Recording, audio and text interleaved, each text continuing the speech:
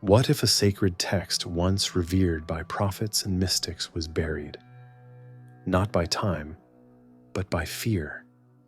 A book that claimed angels descended to earth, lusted after humans, and passed on the forbidden arts, forging weapons, teaching spells, and corrupting the world with knowledge no mortal was meant to wield. Picture this: a desert prison buried beneath blackened cliffs. 1,000 fallen angels weeping as they watch the flood drown their monstrous children. A book quoted in the Bible, then erased from it. Today, we're going to descend into one of the strangest, most dangerous texts ever written, the Book of Enoch, and the forbidden visions that got it banished for 2,000 years. But what if these weren't just myths? What if they were warnings about power, desire, and the price of knowledge itself? Warnings that echo through every age where mortals reach for godlike understanding. In the beginning was the mystery. 7 generations from Adam walked a man named Enoch, who lived precisely 365 years. The span of a solar calendar, as if his very existence was written in celestial mathematics. The book of Genesis tells us almost nothing about him, just 5 cryptic verses that end with the most haunting phrase in all of Scripture. Enoch walked with God, then he was no more, because God took him. No death, no grave, no farewell, just translation from one realm to another, like a figure dissolving into light. What the Bible doesn't tell us is what Enoch saw during those walks with God. For that, we need to journey into forbidden territory, into a text that the early church fathers cherished, then condemned, then tried to erase from history itself. The Book of Enoch reads like a fever dream of cosmic rebellion. Angels abandoning their heavenly posts to sleep with human women. Giants stalking the earth, devouring everything in their path. Secret knowledge flowing like poison between worlds. And at the center of it all, a man chosen to witness the fall of heaven itself. This was no obscure apocryphal curiosity. The text was quoted directly in the New Testament. Jude calls Enoch the 7th from Adam and attributes to him a prophecy of divine judgment. Early Christian writers like Tertullian and Clement of Alexandria treated it as scripture. It shaped the development of angelology, demonology, and apocalyptic thought that would define Western religion for centuries. Then it vanished. By the 5th century, this ancient work had been systematically excluded from Christian canons across the Roman world. Church authorities declared it heretical. Copies were burned. The text that had once illuminated the origins of evil and the mysteries of heaven was branded too dangerous for Christian minds. The real danger wasn't the book itself, but the questions it forced believers to confront. Questions about the nature of knowledge, the corruption of power, and whether some truths are too terrifying for ordinary mortals to bear. Enoch's visions survived in only one place: the highlands of Ethiopia, where the Orthodox Church preserved them as sacred scripture. For over 1,000 years, they remained hidden from Western eyes, a lost prophet speaking to a forgotten world. Then, in 1773, a Scottish explorer named James Bruce arrived in Ethiopia and discovered something extraordinary. In the ancient monasteries, he found complete manuscripts of Enoch's work, written in Ge'ez, the classical Ethiopian language. When Bruce brought these texts back to Europe, he unknowingly reintroduced the West to one of its most suppressed literary treasures. The first English translation appeared in 1821, courtesy of Richard Lawrence, an Oxford professor who spent years wrestling with the Ethiopian manuscripts.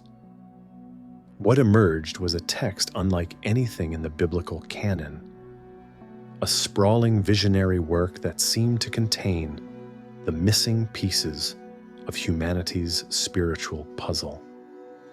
Here was the backstory to Genesis 6, where the sons of God took wives from among the daughters of men.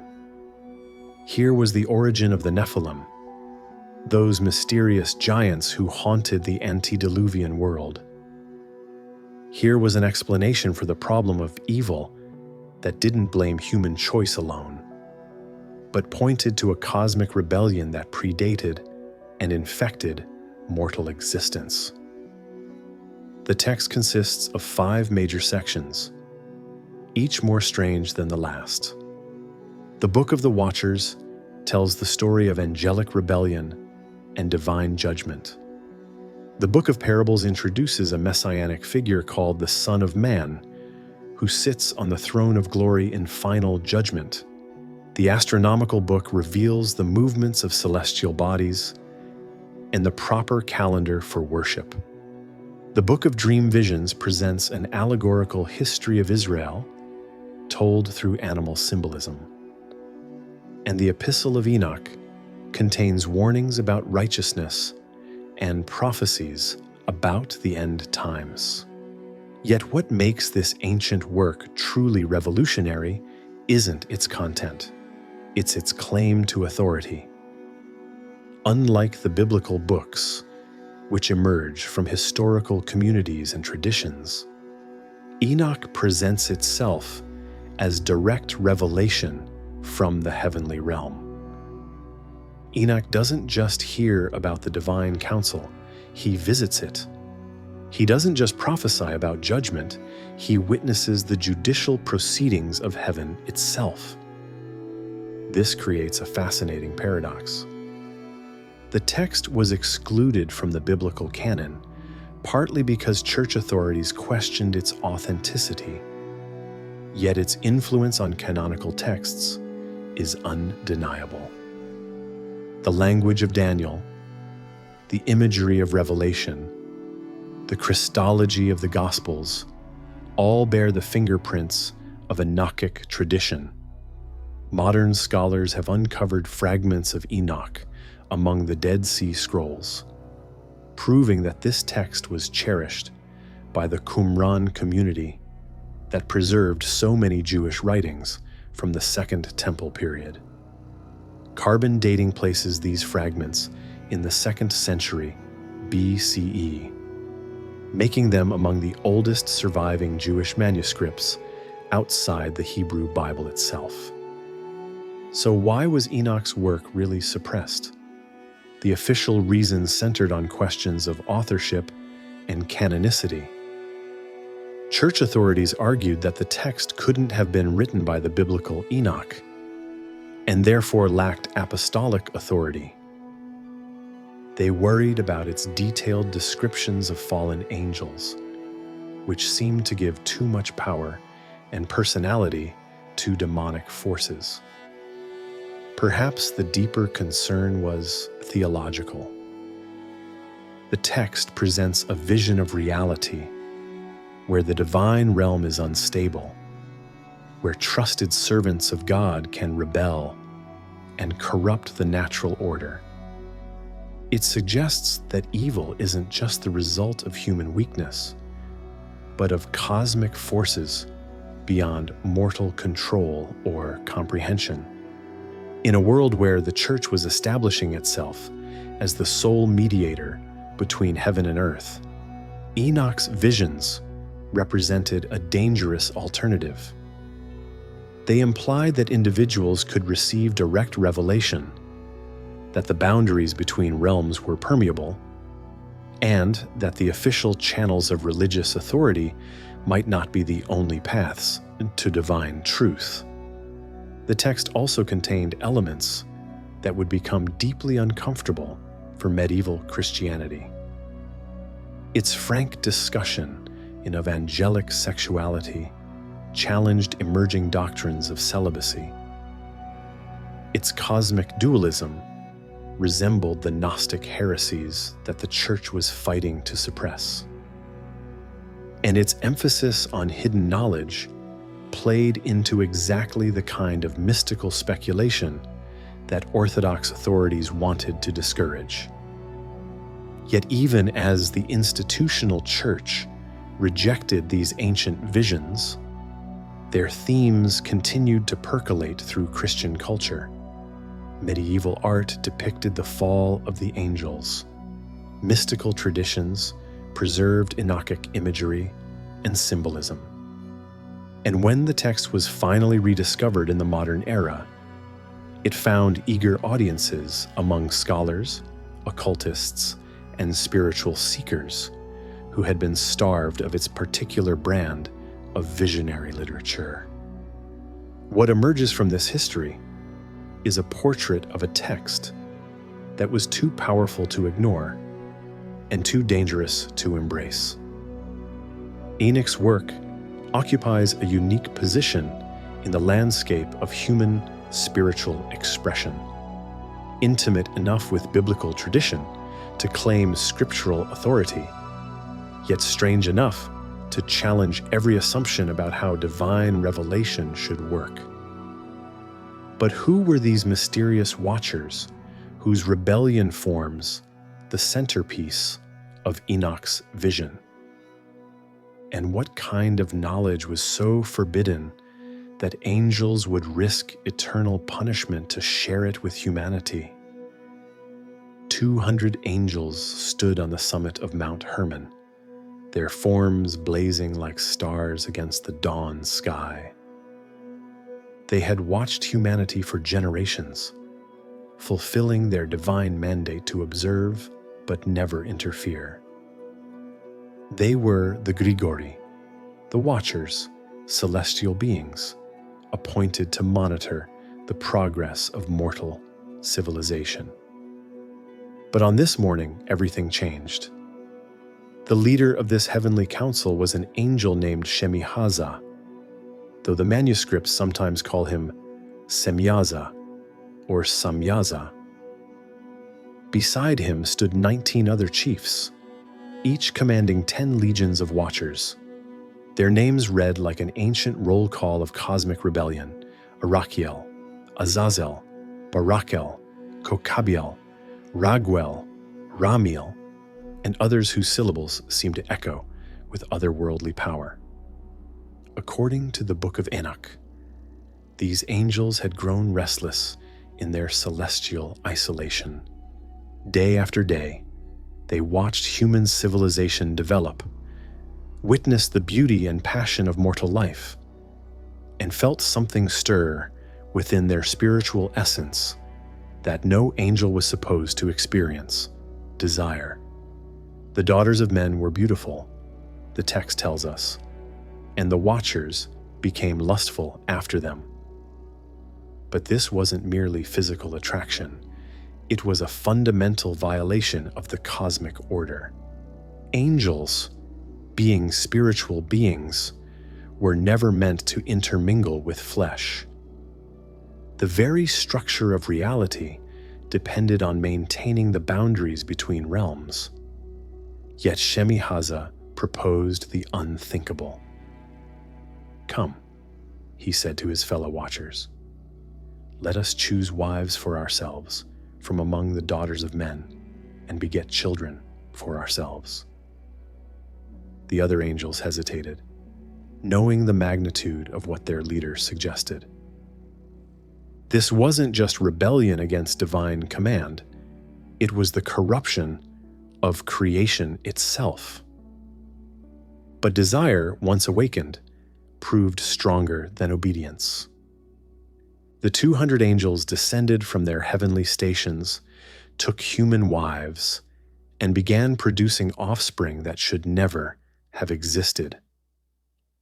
The children of this union were the Nephilim, giants who grew to enormous proportions and possessed abilities far beyond normal human capacity.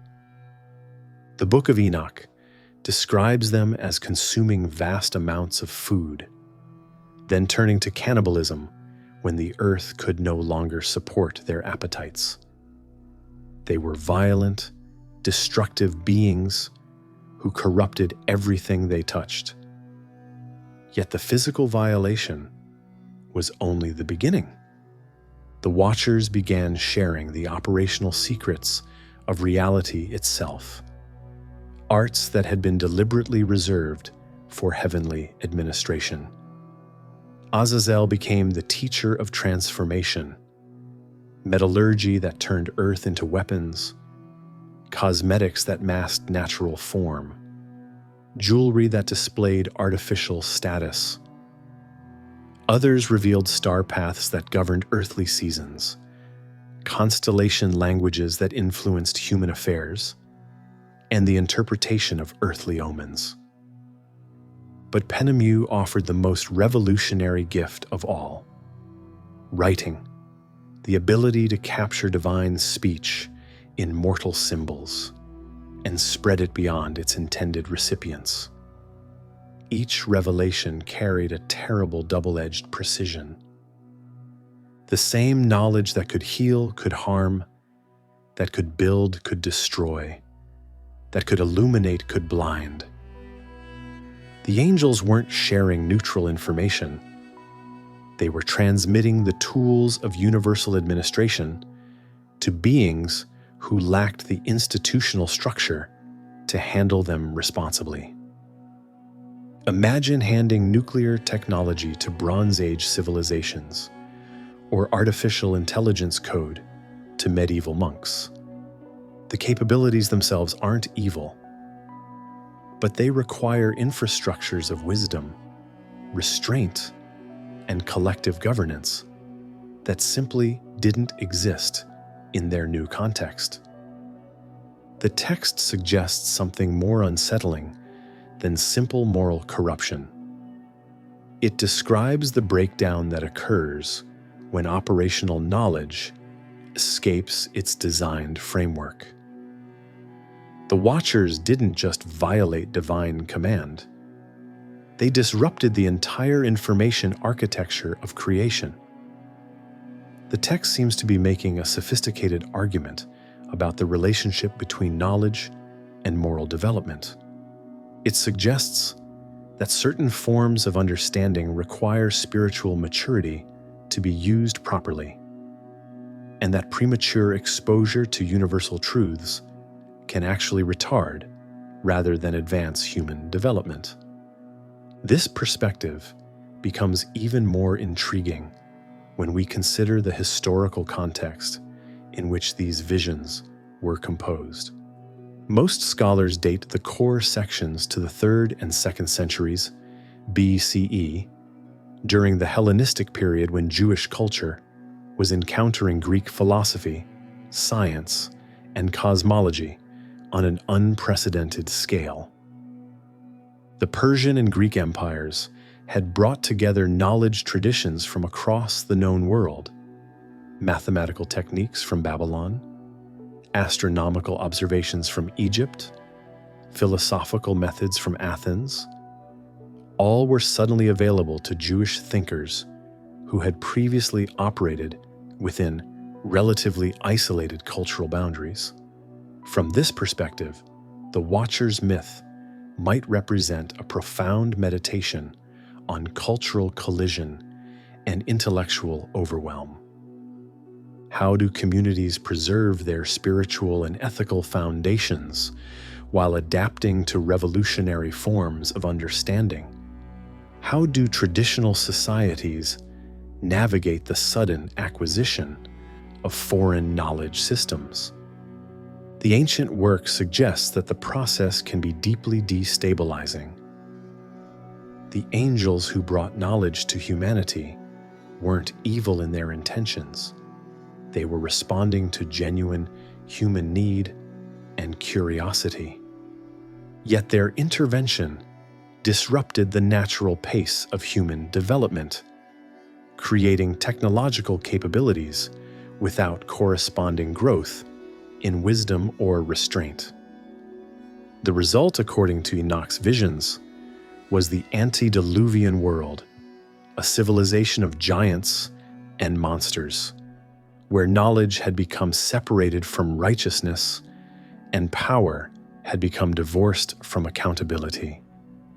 It was a world so corrupted that the only solution was to wash it clean and start again. Were the Watchers really motivated by love, as some interpretations suggest, or by pride and rebellion? And why does their punishment seem so severe compared to the seemingly minor transgression of desiring human companionship?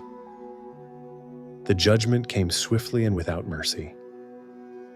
When the corruption of the Watchers reached its peak, when the earth groaned under the violence of the Nephilim, and the heavens themselves seemed defiled by angelic rebellion, God dispatched the 4 archangels to restore cosmic order. Michael, Raphael, Gabriel, and Uriel, the great princes of heaven, received their terrible commissions. They would not simply punish the fallen Watchers, they would make them witnesses to the destruction their actions had unleashed. The archangel Raphael was commanded to bind Azazel, the chief teacher of forbidden arts, and cast him into the desert prison of Dudael. There, buried beneath jagged rocks in the wilderness, he would remain in darkness until the final judgment. Gabriel would destroy the children of the Watchers, sending the Nephilim giants against each other until none remained. Michael would bind Shemi-Haza and the other Watchers beneath the earth for 70 generations, forcing them to watch their children die before enduring their own eternal imprisonment. But this raises a troubling theological paradox that the Book of Enoch never fully resolves. If divine mercy is truly infinite, why are the Watchers condemned without possibility of redemption? Angels, who possessed greater knowledge and responsibility than humans, surely understand the full weight of their actions, yet they're denied the forgiveness that remains available to ignorant mortals who commit similar violations. The text offers no easy answers to this cosmic injustice. Perhaps the Watchers' crime wasn't just rebellion, but the fundamental corruption of creation's information systems, damage so severe that forgiveness would require the destruction of reality itself. Or perhaps their punishment serves as permanent cosmic education, a living reminder that some boundaries cannot be crossed without irreversible consequences. The divine response to the Watchers' plea for intercession cuts even deeper. You should intercede for men, and not men for you. These angelic beings, once mediators of divine blessing, had so completely inverted their purpose that they now required human mediation to approach their Creator. The cosmic hierarchy itself had been shattered by their desire.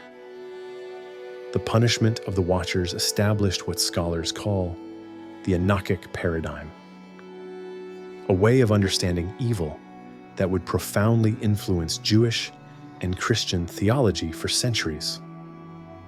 Unlike the Genesis account, which traces human corruption to the disobedience of Adam and Eve, this ancient tradition locates the primary source of evil in the rebellion of supernatural beings. This creates a very different moral universe. In the Genesis narrative, humans bear full responsibility for their fallen condition. They chose to disobey divine command, and they must live with the consequences. Yet in the Enochic tradition, Humans are victims as well as perpetrators. They were corrupted by knowledge they weren't ready to receive, influenced by beings far more powerful than themselves. This perspective offers both comfort and concern. On one hand, it suggests that human evil isn't entirely self-generated, that people struggle against universal forces beyond their control. On the other hand, it implies that the fundamental structure of reality itself has been compromised, that the natural order cannot be trusted to function as originally intended. The Enochic worldview also raises troubling questions about divine justice. If humans were corrupted by angelic intervention, why are they held accountable for their corrupted state? If the Watchers were responding to divine authorization to observe humanity, why were they punished for caring too much about what they saw? Some interpreters have suggested that the Watchers myth reflects ancient anxieties about cultural change and foreign influence. The forbidden knowledge that corrupted humanity might represent Greek philosophy, Persian dualism, or other foreign ideas that challenge traditional Jewish beliefs. From this perspective, the angel's punishment serves as a warning about the dangers of cultural assimilation. Other scholars see the myth as a meditation on the nature of desire itself.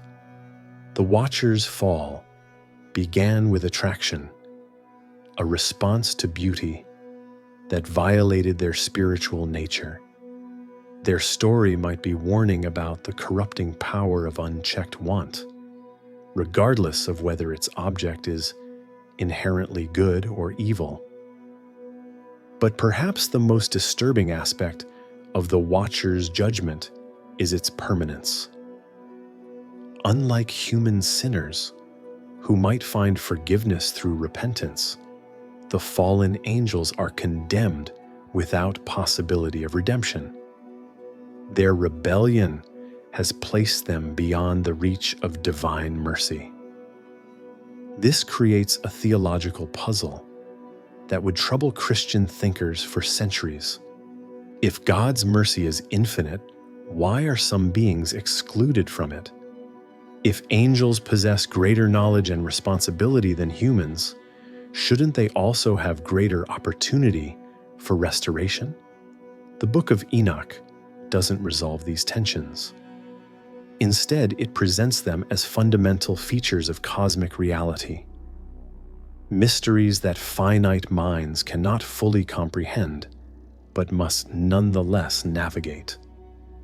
Yet even in their imprisonment, the Watchers continue to influence human history. Their bound spirits teach forbidden arts to those willing to seek them out.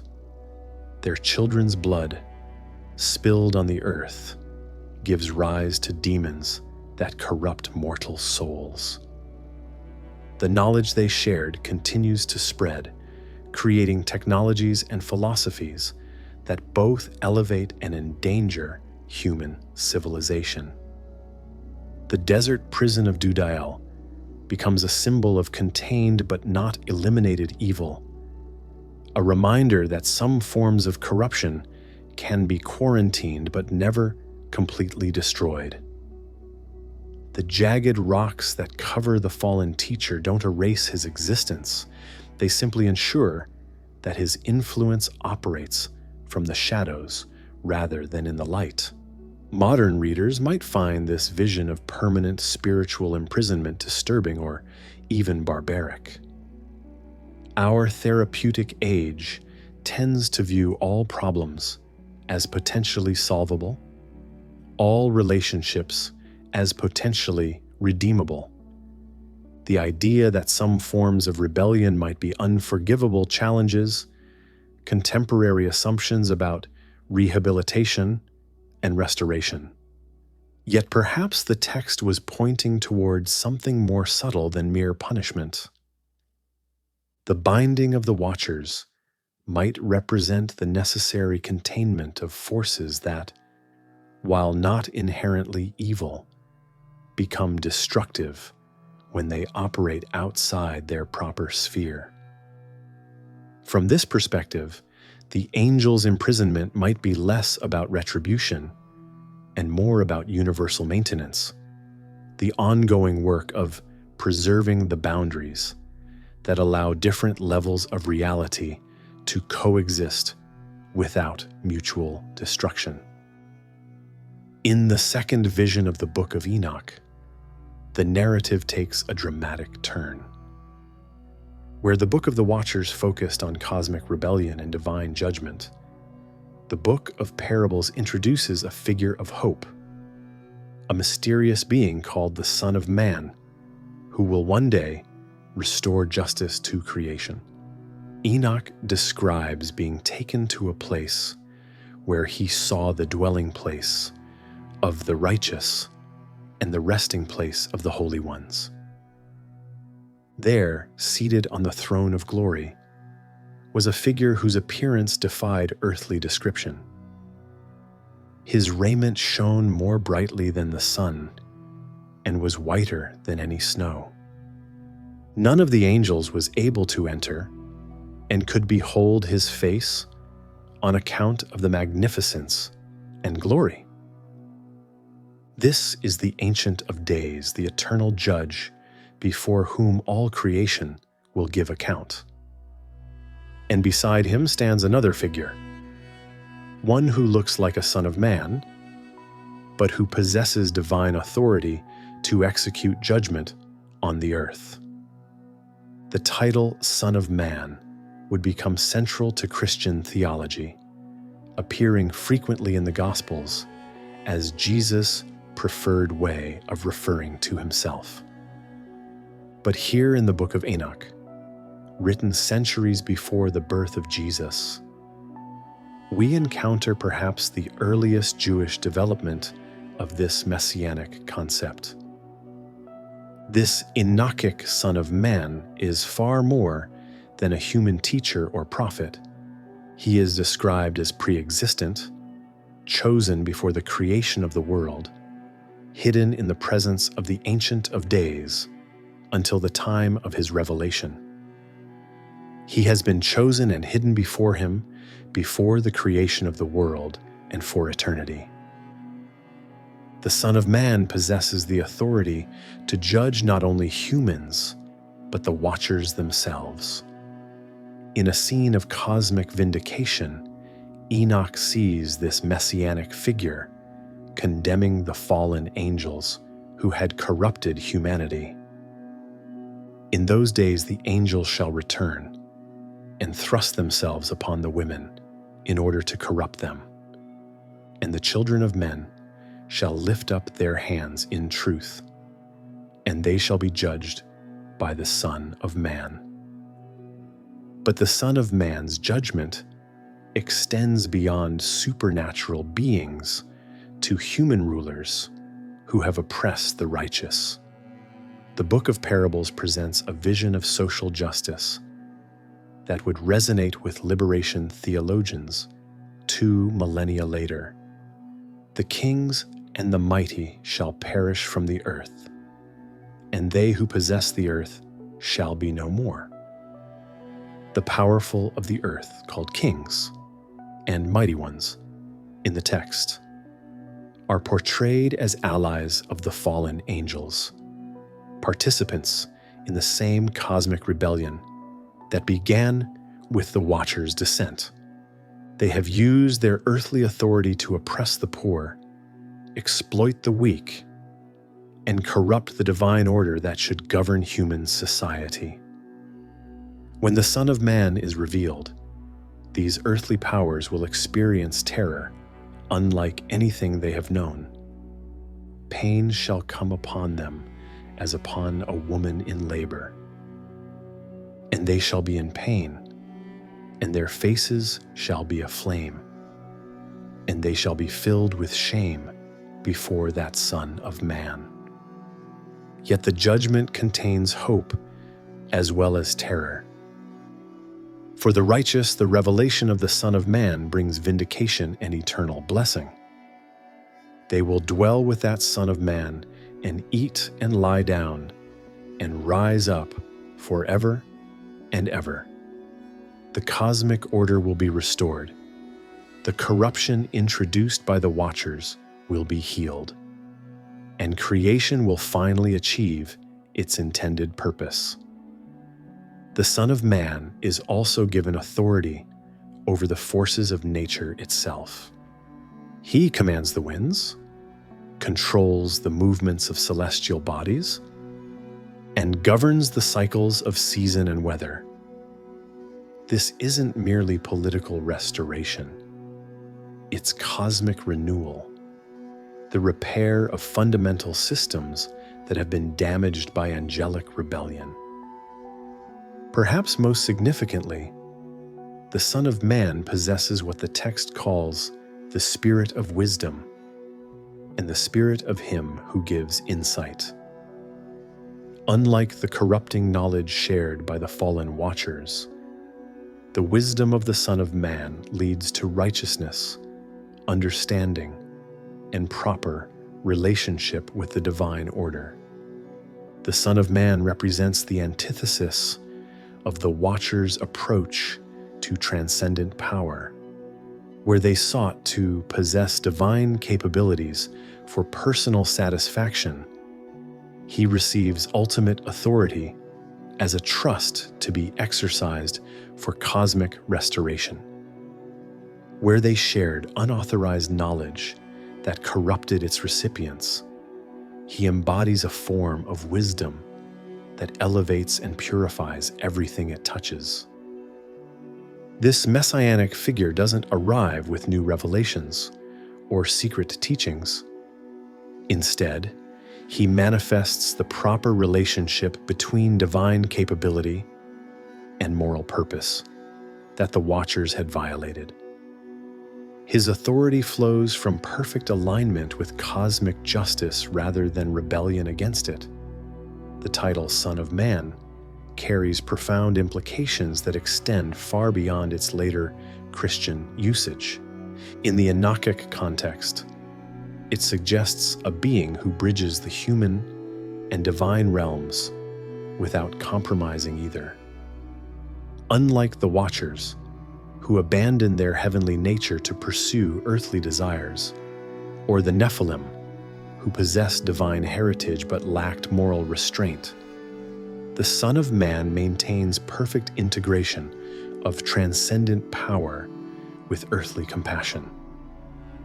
His judgment of the fallen angels serves as cosmic restoration rather than mere punishment.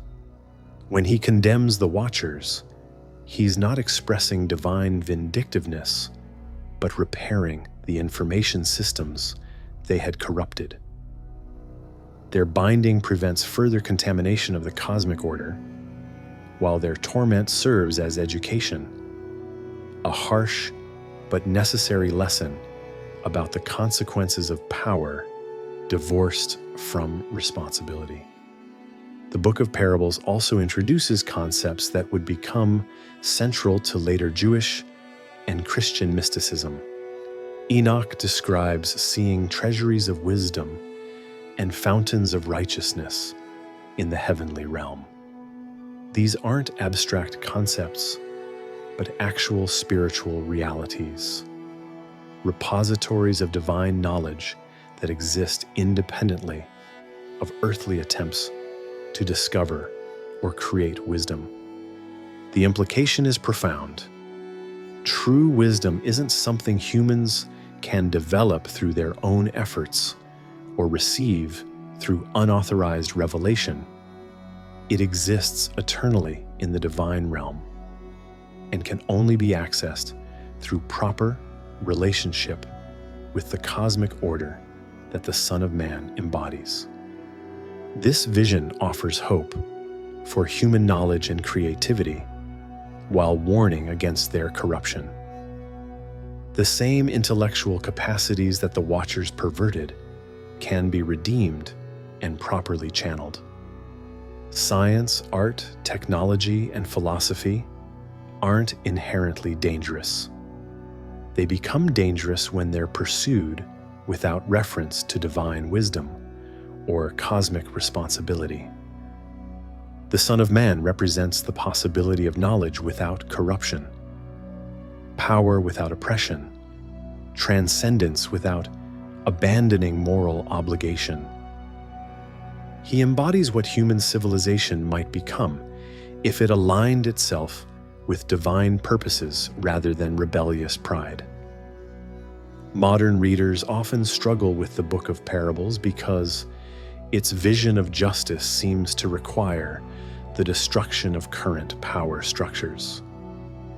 The text doesn't envision gradual reform or peaceful transition. It prophesies revolution on a cosmic scale. The mighty will fall, the oppressed will be vindicated, and the entire hierarchy of earthly authority will be overturned. Yet this apocalyptic vision might be less about literal political prediction and more about spiritual transformation. The kings and mighty ones who face judgment might represent internal forces as much as external powers. The pride, greed, and will to domination that corrupt individual souls as much as political systems. From this perspective, the Son of Man's judgment isn't just a future event, but an ongoing spiritual process. Every time someone chooses wisdom over cleverness, service over dominance, righteousness over advantage, they participate in the cosmic restoration that the Son of Man embodies. The Book of Parables also suggests that this restoration isn't just individual, but collective. The revelation of the Son of Man creates a new community, the holy and elect ones who share in his righteousness and participate in his eternal reign. These aren't isolated mystics, but a transformed people who embody divine justice in their relationships with each other. This communal dimension of salvation would profoundly influence early Christian ecclesiology. The church wasn't just a collection of saved individuals, but the visible manifestation of the kingdom that the Son of Man established. Christians were called to live as if the cosmic restoration had already begun, even while awaiting its complete fulfillment. But perhaps the most striking aspect of the Son of Man tradition in the Book of Parables is its emphasis on hiddenness and revelation. This messianic figure has existed since before creation, but he remains concealed until the appointed time. His power is absolute, but it operates through concealment rather than display. This theme of hidden divine action would become central to Jewish and Christian theology. God works through apparent weakness. Divine purposes advance through human failure. And ultimate victory emerges from apparent defeat. The Son of Man represents the possibility that reality isn't what it appears to be. That behind the visible triumph of oppression and corruption, invisible forces of justice and restoration are steadily advancing toward their goal. Enoch's third vision transported him beyond earthly concerns into the mechanical heart of creation itself. Guided by the archangel Uriel, whose name means fire of God, Enoch witnessed the cosmic machinery that governs the movements of sun, moon, and stars, a celestial clockwork whose precision reflected the mind of its divine architect. The astronomical book, as scholars call this section of Enoch's visions, reads like an ancient manual for cosmic engineers. It describes the gates of heaven through which celestial bodies travel, the paths of the luminaries, and the mathematical relationships that govern their movements. The sun follows 12 gates across the sky during its annual journey. The moon waxes and wanes according to precise calculations. The stars move in their appointed courses without deviation. For Enoch and his readers, the celestial order represented something far more significant: the template of divine justice that should govern all existence. The stars didn't just light the darkness.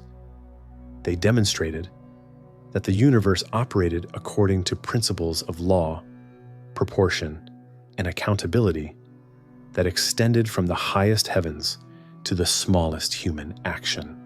The universal calendar revealed in Enoch's vision became a point of fierce controversy in ancient Judaism, where the temple authorities in Jerusalem used a lunar calendar of 354 days, requiring periodic adjustments to stay aligned with agricultural seasons. Enoch's celestial visions revealed a solar calendar of exactly 364 days, 52 perfect weeks that needed no correction. Calendar systems determined when communities would observe religious festivals, offer sacrifices, and celebrate holy days. By following different calendars, Jewish groups were effectively practicing different religions, even when they claimed to worship the same God. The Qumran community that preserved the Dead Sea Scrolls adopted Enoch's solar calendar, creating a separate religious identity that put them at odds with the Jerusalem establishment. They believed that the temple authorities had corrupted true worship by following human tradition rather than divine revelation. The calendar became a symbol of authentic versus compromised spirituality. From Enoch's perspective, this calendar conflict reflected a deeper celestial battle. The same angelic rebellion that had corrupted human sexuality and knowledge had also disrupted the proper ordering of time itself. The Watchers hadn't just taught forbidden arts. They had interfered with humanity's ability to live in harmony with universal rhythms. The archangel Uriel revealed to Enoch that celestial bodies possess their own form of consciousness and moral responsibility. Stars could sin by deviating from their appointed paths. Seasons could rebel by arriving at improper times. Even the wind and rain operated under divine law and could be held accountable for their actions. This vision of cosmic accountability extends the moral framework of the Book of Enoch beyond human and angelic behavior to encompass all of creation. Nothing in the universe operates outside divine law. Not the movement of planets, not the cycle of seasons, not the flow of rivers or the growth of plants. Everything participates in a grand symphony of obedience or rebellion. The precision of celestial movement serves as both example and judgment. When stars follow their appointed courses without deviation, they demonstrate the kind of faithful obedience that angels and humans have failed to maintain. When seasons arrive at their proper times, they rebuke the moral chaos that has infected earthly existence. But what happens when even the cosmic order begins to break down? Enoch's visions include terrifying descriptions of astronomical rebellion. The sun and the moon will vary their ordinance, and the seasons will not come at their appointed times. Stars will deviate from their paths, creating confusion and terror among Earth's inhabitants. The fundamental structures of reality itself will become unreliable. This cosmic breakdown isn't presented as mere natural disaster, but as the inevitable consequence of moral rebellion. When rational beings, angels, and humans violate the principles of divine order, their corruption spreads until it affects the operation of creation itself. Sin doesn't just damage souls, it damages the fabric of reality. The Book of Enoch suggests that the Watcher's rebellion initiated a cascade of cosmic dysfunction that will continue until divine intervention restores proper order. The flood that cleansed the earth of Nephilim corruption was only a partial solution. The deeper healing requires nothing less than the transformation of reality itself, new heavens and a new earth where the cosmic order operates according to its original design. This vision of universal restoration includes the healing of time itself. In the renewed creation, calendars won't conflict because there will be only one true time, divine time, measured by celestial movements that perfectly reflect moral law. Communities won't disagree about when to worship because the cosmos itself will declare the proper seasons of praise and service. The astronomical sections of the Book of Enoch also reveal fascinating parallels to modern scientific understanding. Enoch describes the Earth as spherical, suspended in space, with distinct climatic zones. He understands that seasonal changes result from the sun's varying path across the sky. He recognizes that lunar phases follow predictable mathematical patterns. Yet this wasn't merely primitive science. For Enoch, astronomical knowledge served spiritual purposes. Understanding cosmic order helped humans align themselves with divine purposes.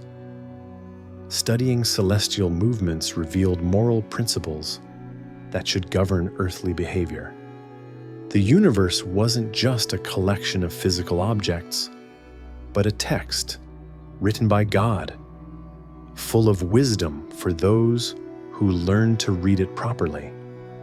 This integration of scientific observation with spiritual interpretation offers a striking alternative to the warfare between religion and science that has characterized much of modern Western culture. In Enoch's vision, studying the natural world doesn't lead away from divine truth, but deeper into it. Physical laws reflect moral laws. Mathematical precision demonstrates divine faithfulness. Cosmic order provides a template for human righteousness. The astronomical book also introduces concepts that would become central to later Jewish mysticism. Enoch describes seeing the treasury of the stars and the storehouses of the winds, actual locations in the heavenly realm, where cosmic forces are kept until they're needed for earthly purposes. This vision of heaven as a vast administrative center, complete with archives and supply depots, would influence Jewish and Christian thinking about divine governance for centuries. But perhaps the most intriguing aspect of Enoch's astronomical visions is their emphasis on knowledge as both privilege and responsibility. The secrets of cosmic order aren't revealed to everyone. They're shared only with those who can be trusted to use them properly. Enoch receives this knowledge not for personal advancement, but to prepare him for his role as mediator between heaven and earth. This creates a fascinating counterpoint to the forbidden knowledge shared by the Watchers. Both involve the transmission of cosmic secrets from heavenly beings to mortals. But where the Watcher's teaching led to corruption and chaos, Uriel's instruction produces wisdom and righteousness. The difference lies not in the content of the knowledge, but in its source, context, and purpose. Uriel represents authorized divine pedagogy, teaching that flows from proper authority, serves divine purposes, and connects knowledge to moral responsibility. The Watchers represent unauthorized revelation, information shared outside proper channels for selfish purposes, without regard for consequences. This distinction becomes crucial for understanding how the Book of Enoch views the relationship between knowledge and spirituality. The text doesn't condemn learning or scientific inquiry.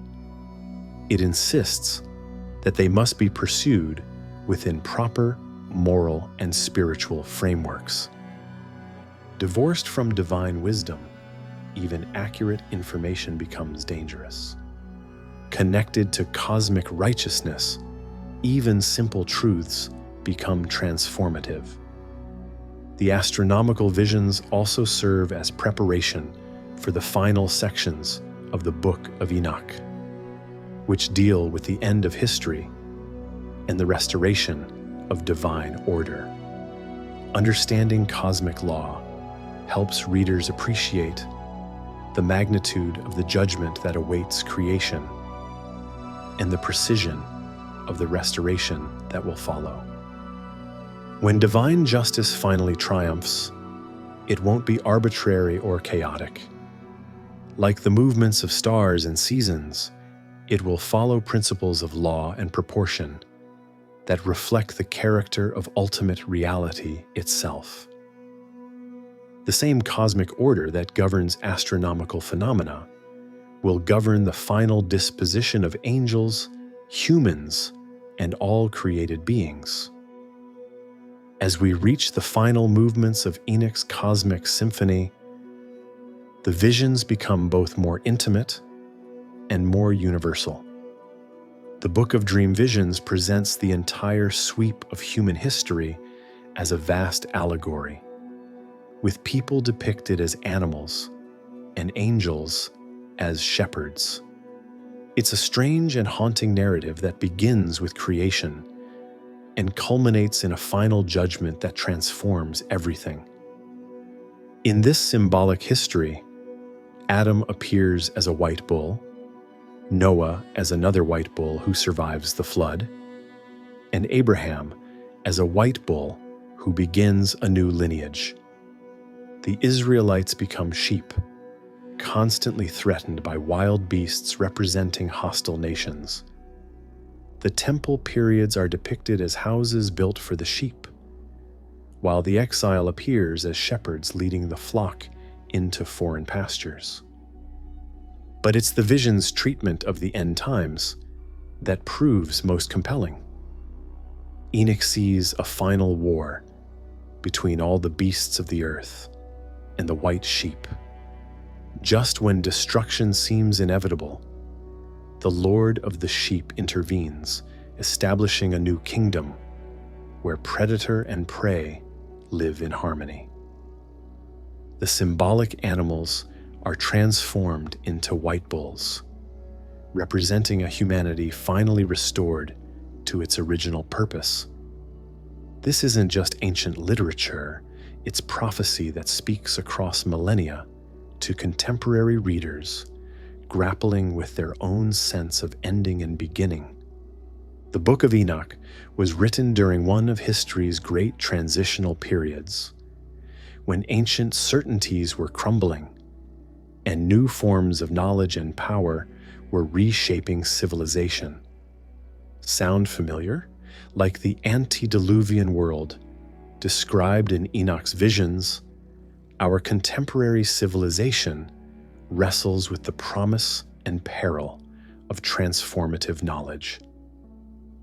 The forbidden arts that the Watchers taught, metallurgy, astronomy, writing, cosmetics, seem quaint compared to genetic engineering, artificial intelligence, nuclear physics, and biotechnology. Yet the fundamental dynamics remain eerily similar. We live in an age when humans possess godlike powers without necessarily possessing godlike wisdom. We can split atoms, edit genes, create artificial minds, and reshape the basic building blocks of matter. Like the giants born from the union of Watchers and mortals, our technological capabilities have grown to proportions that strain the carrying capacity of Earth itself. The environmental crisis mirrors the cosmic corruption described in the Book of Enoch. Just as the antediluvian world groaned under the violence of the Nephilim, our planet struggles beneath the weight of human impact. Climate change, species extinction, pollution, and resource depletion all reflect the same basic pattern: power exercised without sufficient wisdom or restraint. But what if the Book of Enoch offers more than just warning? What if it provides a framework for understanding how to navigate the relationship between knowledge and wisdom, capability and responsibility in our own time? The text suggests that the problem isn't knowledge itself, but knowledge divorced from its proper context and purpose. The Watchers weren't evil for possessing cosmic secrets. They became corrupted when they shared those secrets outside the divine framework that could give them meaning and direction. Modern parallels emerge everywhere we look, though not always where we expect them. The fundamental pattern that the Book of Enoch describes, the acquisition of transformative capabilities without corresponding growth in institutional wisdom, defines much of our contemporary moment. Consider the asymmetry between our technological advancement and our political evolution. We can edit genes, but we can't effectively govern large democracies. We can split atoms, but we struggle to reduce wealth inequality. We can create artificial minds, but we can't eliminate systemic racism. Our tools have reached godlike proportions, while our institutions remain profoundly human in their limitations. The Watcher's gift of metallurgy finds its contemporary expression in our mastery of increasingly exotic materials: graphene, metamaterials, programmable matter. Yet we apply these capabilities within social and economic structures that often amplify rather than resolve fundamental human conflicts. The astronomical knowledge that once enabled divination now powers satellite networks and space exploration. Yet we use these cosmic capabilities primarily to extend terrestrial concerns: commerce, warfare, entertainment, rather than to develop the kind of cosmic consciousness that might guide their more thoughtful application. Even the seemingly innocent gift of writing has evolved into information systems that dwarf anything the ancient world could have imagined. Social media platforms, search algorithms, and artificial intelligence systems shape human perception and behavior on a global scale. Yet we've deployed these tools within existing frameworks of competition, manipulation, and profit maximization that often serve to fragment rather than unite human consciousness. The Book of Enoch doesn't condemn technological development itself. Rather, it warns about the spiritual and social disruption that occurs when transformative capabilities develop faster than the wisdom traditions needed to guide their application. The problem isn't having powerful tools. It's wielding them without the institutional frameworks that could channel their potential toward genuine flourishing rather than sophisticated destruction.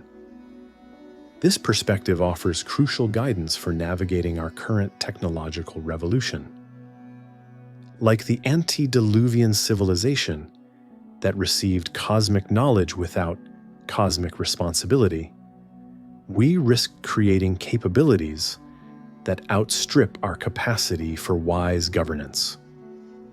The challenge isn't to stop innovating, but to develop the spiritual and social infrastructure needed to guide innovation toward truly beneficial ends.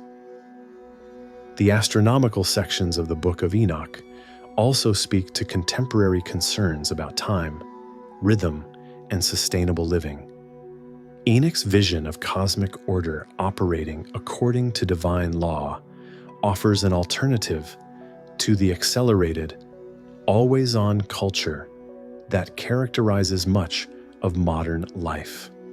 What would it mean to live according to celestial rhythms rather than market demands or social media notifications? Indigenous wisdom traditions have preserved similar insights about aligning human activity with natural cycles. Contemporary movements toward mindfulness, Sabbath practice, and slow living represent attempts to recover some sense of cosmic rhythm in an increasingly accelerated world.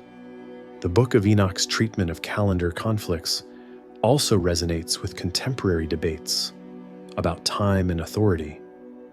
Who gets to determine the proper schedule for human life?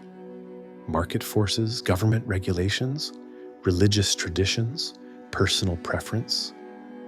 The text suggests that these aren't merely practical questions but spiritual ones, touching on fundamental issues of cosmic order and divine authority. Perhaps most provocatively, the Book of Enoch challenges contemporary assumptions about progress and enlightenment. The text suggests that some forms of knowledge might actually retard, rather than advance human development, if they're acquired outside proper spiritual and moral frameworks. This perspective might seem anti-intellectual or obscurantist to modern ears. We tend to assume that more knowledge is always better, that transparency trumps mystery, that human capabilities should be expanded regardless of consequences. The Book of Enoch suggests a more nuanced view. Knowledge pursued within proper spiritual frameworks enhances human flourishing, while knowledge divorced from wisdom and moral responsibility becomes destructive. This doesn't mean rejecting scientific inquiry or technological development. It means insisting that they be pursued within contexts that connect capability to accountability, power to purpose, intelligence to wisdom. The challenge isn't to stop learning, but to learn how to learn responsibly. The Book of Enoch also offers a distinctive perspective on social justice and political transformation. The vision of the Son of Man's judgment suggests that ultimate justice requires more than political reform or economic redistribution. It requires cosmic transformation that aligns earthly systems with heavenly principles. Contemporary liberation movements often struggle with the tension between immediate reform and ultimate transformation. The Book of Enoch suggests that both are necessary.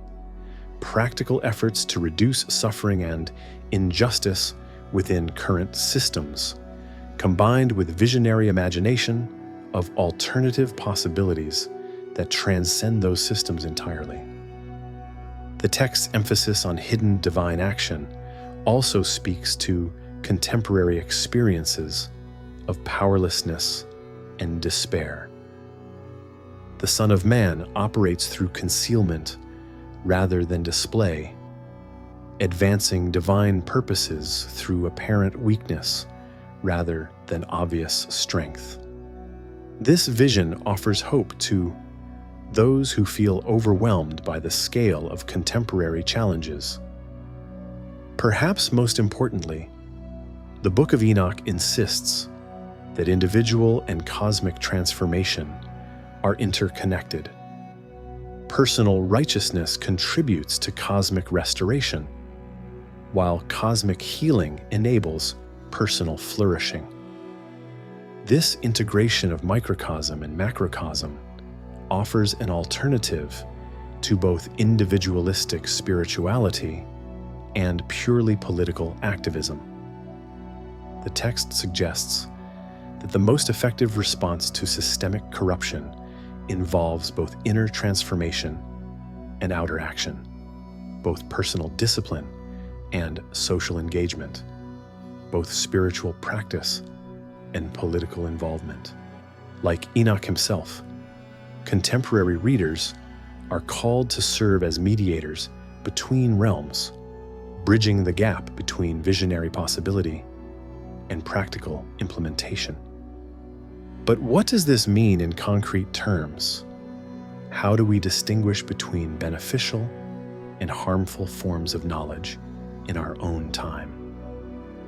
How do we pursue technological development while maintaining spiritual wisdom? How do we work for justice while remembering our cosmic context? The Book of Enoch closes with a prophetic simplicity that cuts through all its cosmic complexity. After visions of angelic rebellion, divine judgment, and universal restoration, Enoch addresses his final words directly to the human condition. Fear not the righteous, you sinners, for again he will deliver the sinners into the hands of the righteous. This isn't threatening language, but diagnostic precision.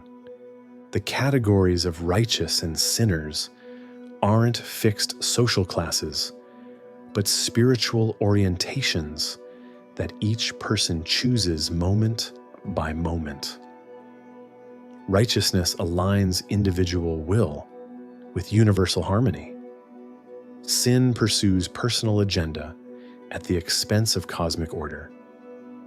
The judgment that Enoch prophesies isn't divine vindictiveness, but the natural consequence of these fundamental orientations working themselves out across infinite time. The text's practical wisdom emerges from this cosmic perspective without losing its earthly relevance. Enoch instructs his readers to care for the poor, not merely from humanitarian sentiment, but because economic justice reflects the divine distribution that will characterize the restored creation. He warns against oppression, not just because it causes suffering, but because it violates the cosmic mathematics that will ultimately govern all relationships. This integration of mystical vision with social responsibility offers a distinctive model for contemporary spirituality. Enoch doesn't retreat from the world after his heavenly journeys. He engages more deeply with earthly concerns because he now understands their ultimate significance. Cosmic consciousness produces not otherworldly detachment, but more committed earthly involvement. Like a physician who sees both the immediate symptoms and the underlying disease. The forces that created the antediluvian crisis, the divorce between capability and wisdom, power and responsibility, knowledge and love, continue operating in contemporary civilization. The same patterns that led to the flood threaten similar breakdown in our time, requiring the same kind of intervention that Enoch represented. Human beings who serve as conscious bridges between realms. translating cosmic insight into practical wisdom, connecting eternal perspective with temporal responsibility. The ancient future that Enoch glimpsed continues to unfold through choices made by ordinary people in extraordinary times. His strange, dangerous, beautiful visions remain available to anyone willing to discover what lies beyond the edge of every map, what calls from beyond the horizon of every certainty, what waits to be born through the conscious alignment of human purpose with universal restoration.